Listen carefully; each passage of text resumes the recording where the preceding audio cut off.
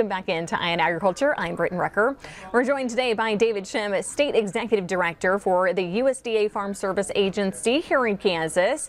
David recently returned from meetings in D.C. where he learned more about federal initiatives, including the Farmer Bridge Assistance Program aimed at supporting our producers. Today we're breaking down what that means for Kansas farmers and what they need to know. David, for starters, what is the Farmer Bridge Assistance Program, just kind of in simple terms?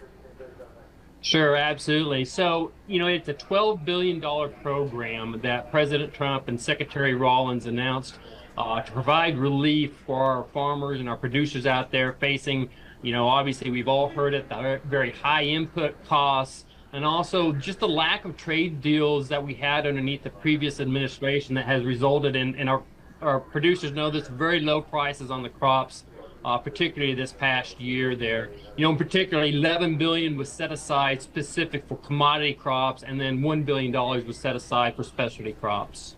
So, David, who qualifies for this program and who really should be paying close attention? Sure. So Kansas farmers who planted qualifying crops this last year in 2025 would qualify for the program. And I know what is qualifying crops. So qualifying crops include most of our commodities like corn, cotton, sorghum, sunflowers, soybeans, wheat. Full list is on the website at fsa.usda.gov. And then more specifics on the $1 billion that was set aside for special crops will be coming at a later date. Yeah, David, you mentioned it earlier, but it hasn't been the most prettiest year in farming. What problem is this program designed to help farmers overcome? Well, like you said, as I mentioned earlier, this program is designed to provide that assistance to farmers dealing with those high input costs, whether it's fertilizer, repairs, equipment, all these input costs that they're dealing with.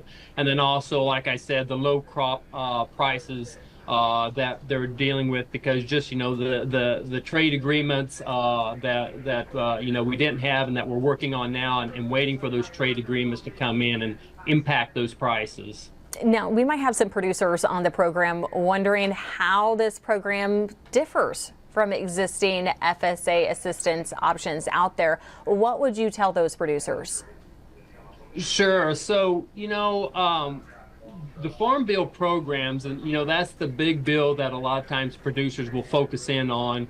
Those programs that FSA implements are primarily the Title I, which Title I focuses on programs designed for price support, and like our many producers know out there, that's like ARC and PLC payments that come out, and then Title II programs, which are primarily focused on conservation, like CRP. The difference in it is Title I programs, kind of calculates the payment rates on what we call base acres, which is basically that historical record of what producers have planted in the past. The Farmer Bridge Assistance Program is based on actual planted acres that the farmers had in 2025 within that per acre rate for each commodity planted. And just this last week here at the end of last year, payment rates per acre for those different commodities was announced. Corn was $44.36, cotton was $117.35, sorghum was the $48.11, soybeans was $30.88, and wheat was $39.35.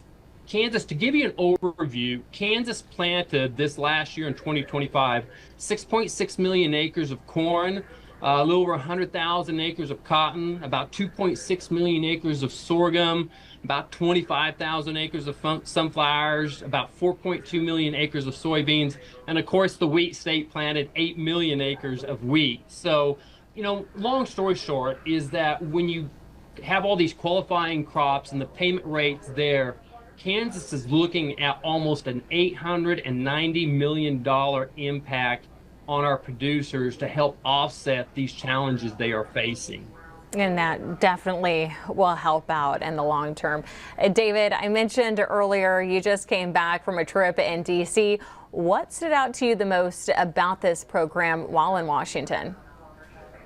Well, it was a great trip. Obviously, an opportunity to be able to meet Secretary Rollins, as well as the time our just newly appointed Undersecretary for FSA's division, Richard Fordyce there. You know, the thing that really impacted or hit me truly while we there is the commitment by both President Trump and Secretary Rollins to help the American farmers seeing obviously these difficult times right now. You know, it got to listen to the secretary several times there. You know, she is truly committed to helping producers through this difficult time that our producers are facing out there. You know, as we mentioned earlier, with the high input costs and as well as the low crop prices there. You know, the thing that was underlying on this was basically, you know, we're wanting here to assist our producers, but the goal is to get these trade deals done and for farmers to start to make profit without the government assistance. Yeah, absolutely. That's always the goal here. Now, while in D.C., were there any concerns or even questions raised by producers at the national level there? What were you hearing on that front? Sure.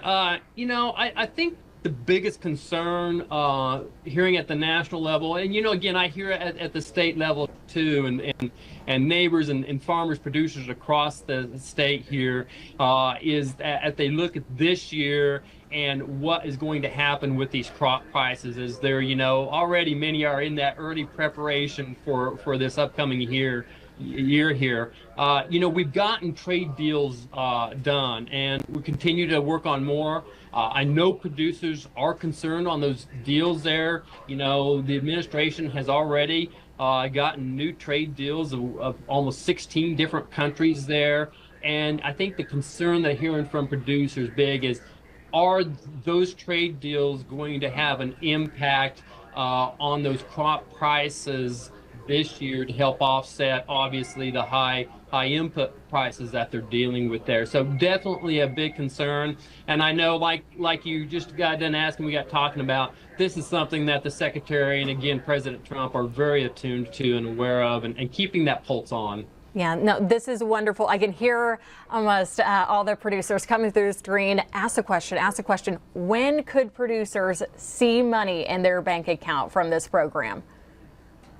Well, you know, I've got to give just a little bit of, how would I say, insight into what we deal with on our side of it. You know, when these programs are announced, a lot of times there's somebody once asked me in some of the previous roles I had the opportunity to be able to go up there and advocate on producers' behalf up there in Congress and with various administrations there. And I always said from my position then as a producer, it was like looking at the face of a clock. And as I've stepped into this role here at USDA and FSA, it's now taking that clock and looking at all the inner workings on the backside and the gears that are there. So I've definitely had my eyes opened in the mechanism that goes on, developing software and identifying all the nuances of the programs there, of getting them stood up. So the speed which got to be very complimentary here of the Secretary and of USDA and of our